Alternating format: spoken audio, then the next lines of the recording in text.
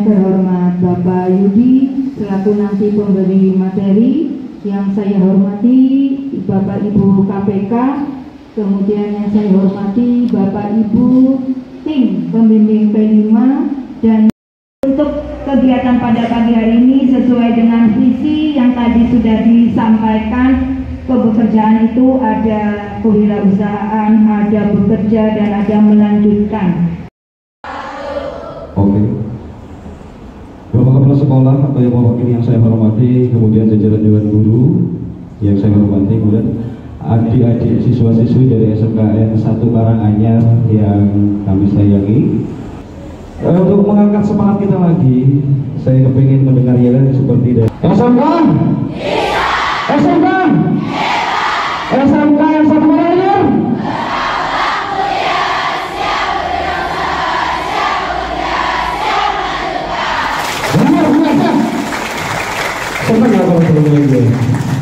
Ada yel-yel yang SMKN 1 Karanganyar agak panjang gitu ya, tapi bisa disampaikan dengan kompak oleh hadirin sekalian. Luar biasa. Apa semua ini semua? Apa semua? Ini kemudian akan saya perkenalkan nama saya Yudi Alfian. Sebelum tidak banyak ya untuk biografi saya. Hanya mungkin saya kebetulan itu mempunyai usaha yang saya rintis sejak tahun 2009, dan kalau bisa dikatakan sukses banget itu belum. Cuma untuk ukuran memotivasi adik-adik sekalian atau memotivasi para pelaku usaha yang masih baru yang ingin merambah ke usaha batik, itu saya rasa akan lebih mudah dijelaskan dengan sangat sederhana. Kemudian pencapaian-pencapaian yang akan saya share, akan saya pamerkan ke adik-adik, semoga nantinya juga bisa memotivasi untuk adik-adik semua yang memilih SMK sebagai studi, itu tidak semata-mata bersekolah nantinya agar bisa diterima di perusahaan-perusahaan swasta yang ada di tuju, tapi lebih kepada bagaimana adik-adik dimotivasi untuk menjadi wirausaha baru dengan pemilihan usaha yang tidak begitu jelimet, simpel, sederhana, modal tidak besar, tapi nanti bisa dilaksanakan setelah dari tamat, atau bahkan sebetulnya usaha batik ini bisa adik-adik laksanakan walaupun masih nyambi sekolah. Presentasikan di sana, kemudian minta dimodali. Nah, itu nantinya malah tidak berisiko ketimbang adik-adik misalkan permodalan itu harus meminjam kepada pihak ketiga atau perbankan, yang itu wajib dikembalikan pada jangka waktu tertentu, kemudian ada denda jika terlambat. Tapi bekerjasama dengan BUMDes ini nantinya itu adalah sistemnya adalah kerjasama yang profitnya adalah bagi hasil, seperti itu. Jadi pemilihan BUMDes untuk merintis usaha adik-adik itu sangat tepat. Kalau memang adik-adik nanti sudah memiliki sebuah skema usaha yang ingin adik-adik lakukan, tapi berhenti atau terganjal pada permodalan. Yang kami rasakan apa? Saya setelah menikah menjadi seorang karyawan, waktu itu sangat dibatasi atau tertekan, karena kita harus masuk kerja sudah ditentukan, pulang kerja ditentukan, gaji sudah tercatat, sudah dipastikan. Setiap bulan paling harapannya hanya dengan nominal itu. Nah, kemudian pada saat saya pulang, karena istri dan anak saya di kebun itu Tamarasa, pada saat itu ada pemikiran yang membuat saya berontak. Berontak itu apa? Anak saya masih kecil, kasih nyenengin lah ya, masih imut-imutnya, senang lah memang anak. Tapi pada hari Minggu sore saya harus balik ke Jakarta untuk bekerja Senin paginya. Dan selalu seperti itu, saya merasa kebersamaan dengan keluarga itu kurang maksimal, sehingga pada saat itu, karena mertua saya itu adalah seorang pengrajin batik, walaupun kecil-kecilan, yang diproduksi pada itu hanya kain printing. Nanti akan saya jelaskan perbedaan antara batik dengan kain printing, karena tidak semua motif batik yang kita kenakan itu dinamakan dengan batik kalau mengacu kepada ketentuan dari UNESCO. Bagaimana cara saya untuk bisa menjalankan usaha tadi? Yaitu dengan bekerja sama dengan saudara yang PNS juga, itu untuk bisa meminjam saya dana 5 juta sebagai modal. Jadi tidak bisa. Intinya membatik itu adalah proses saja. Jadi bukan motif.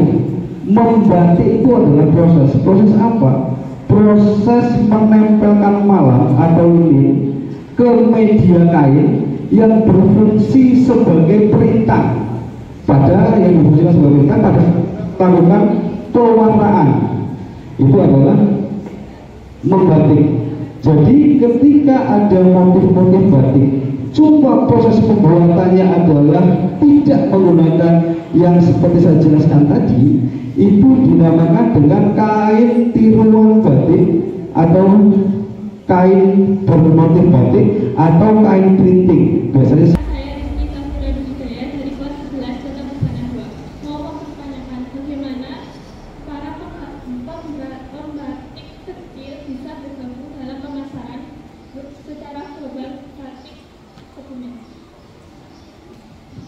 Nah, pertanyaan kita sebetulnya yang nantinya ini menjadi acuan dari semua. Misalkan aku ingin dari pengrajin batik, bisa nggak sih bergabung untuk dipasarkan? Jawaban kami adalah begini. Keberadaan saya seorang owner dari usaha batik di Bondes Gemilang Sakti yang sekarang sudah bekerja 3 desa menjadi Bondesma Kreasi 3 Bersaudara adalah untuk memastikan bahwa Bondes ini berjalan tidak pada menjadi pesaing baru dari pengrajin, tapi justru memberikan benefit, yaitu memfasilitasi pemasaran dari pengrajin-pengrajin yang dalam tanda petik yang kecil-kecil. Nah, bagaimana untuk pengrajin-pengrajin yang kecil yang tidak bekerja sama dengan pengusaha ini? Nah, ini adalah tugas Bondes nantinya untuk memastikan mereka tetap hidup. Karena bisa menjadi catatan, pasca pandemi kemarin banyak sekali pengrajin-pengrajin yang akhirnya gulung tikar.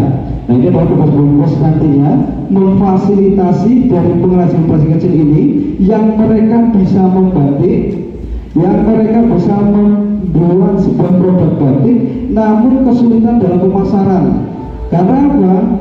Pengrajin di sana yang membatik sendiri, mewarnai sendiri sampai finish, itu kendalanya adalah dia tidak bisa menjual batiknya sesuai dengan kos produksi yang sudah dikeluarkan.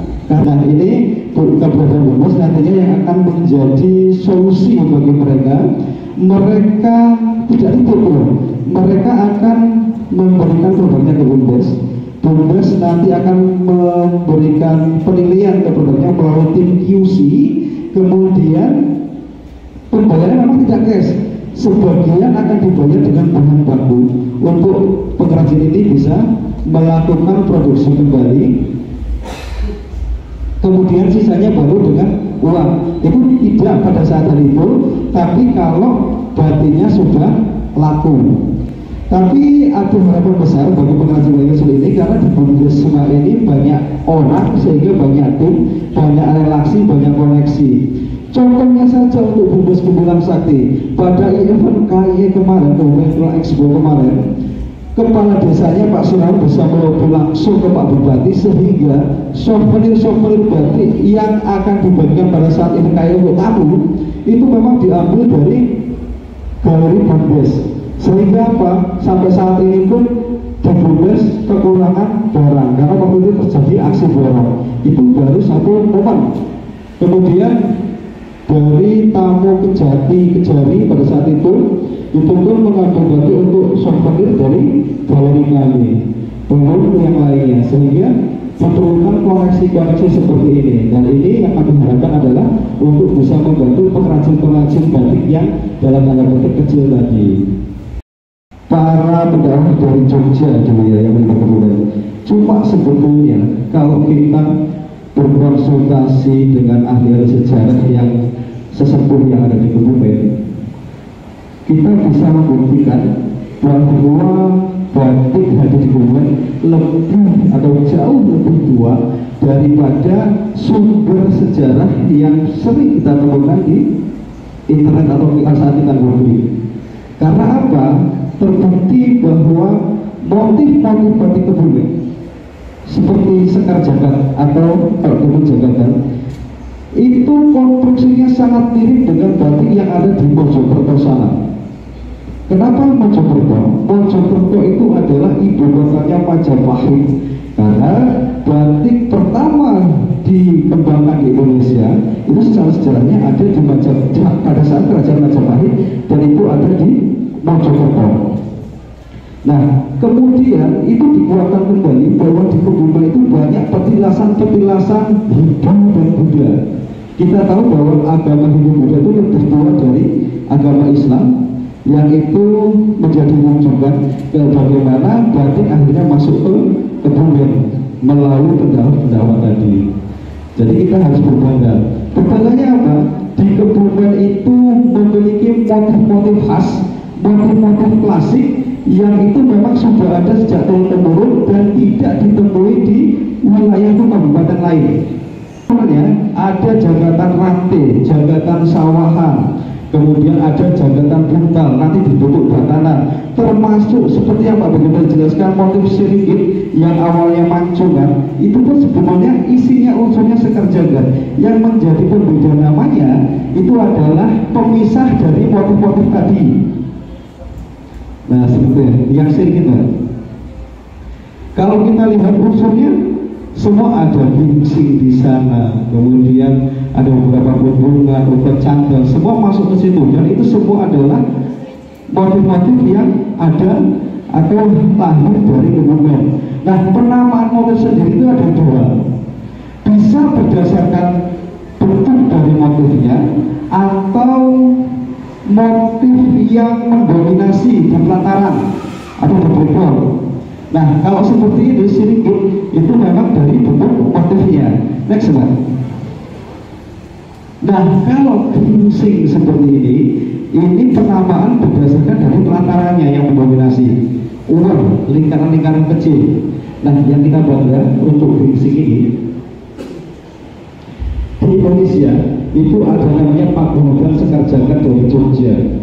Itu orang-orangnya adalah orang-orang pemerhati batik yang mereka berkeliling se-Nusantara menggali sejarah batik, kemudian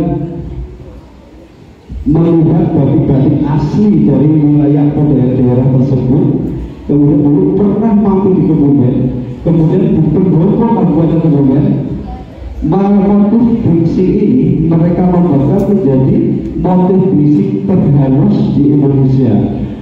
Tepuk tangan. Ini penghargaan besar adik-adik. Jadi sebetulnya apa yang saya paparkan itu ingin mengajak adik-adik mulai sedikit-sedikit, oh ternyata batik Kebumen itu bukan ecek-ecek, bukan seperti kabupaten lain yang motifnya baru ada setelah batiknya diangkat. Jadi mereka lebih mengarang-arang. Nah, di Kebumen itu seperti itu sebetulnya. Kalau ada batik penambahan baru walet, itu sebetulnya adalah penambahan keaslian Kebumen yang kontemporer saja. Karena di motif-motif asli Kebumen itu tidak ada burung waletnya. Karena biasanya ada burung, coba itu bentuknya tidak walet. Atau seperti yang dijelaskan tadi, kontemporer asalnya ada batik klasik, ada batik kontemporer. Batik klasik Kebumen, ini kita berbicara Kebumen, itu yang saya jelaskan tadi, itu secara pakem sudah turun-temurun. Dan pakem itu apa? Pakem itu adalah batik itu unsur dari pewarnaan, unsur dari motif-motif yang ada di kain itu harus sama persis. Makanya kalau di Kebumen itu ada yang namanya batik klasik Kebumen, kemudian kalau dicetak awal dibuat di sana, kemudian buat di sini, terus pokoknya itu tidak ada. Karena itu memang batik klasik Kebumen yang ketika banyak pengrajin batik Kebumen membuat itu adalah sama dengan melestarikan pameran yang difasilitasi oleh Dinas Perindak, kalau dulu masih Perindak. Jadi pada saat itu pameran itu harus punya brand. Nah, kebetulan kami karena masih pada saat awal-awal masih adalah masih tradisional, itu kan jualannya tidak melalui pameran, tapi door-to-door keliling seperti itu. Sebetulnya itu adalah pemasaran offline yang paling maksimal sebenarnya, karena kita langsung bertemu dengan konsumen langsung, kita bisa mempresentasikan produk kita langsung. Nah, pada saat kita belum punya brand itu, banyak guru-guru sekolah yang dulunya diberi oleh istri saya, itu ketika melihat saya dan istri itu membawa setar pameran, oh ini Pak, berarti Mbak Pawin, berarti Mbak Pawin. Nah, saya rasa kata Pawin itu lebih familiar. Jadi akhirnya dari mulai pameran berikutnya itu kita sudah mempunyai brand namanya Pawita batik, seperti itu. Jadi penamaan itu lebih merupakan momen saja. Ketika kita merasa bahwa Pawita itu lebih dikenal karena istri saya memang sering kesana kemari, jadi itu yang menjadi dasar nama dari brand kami adalah Pawita Batik. Selanjutnya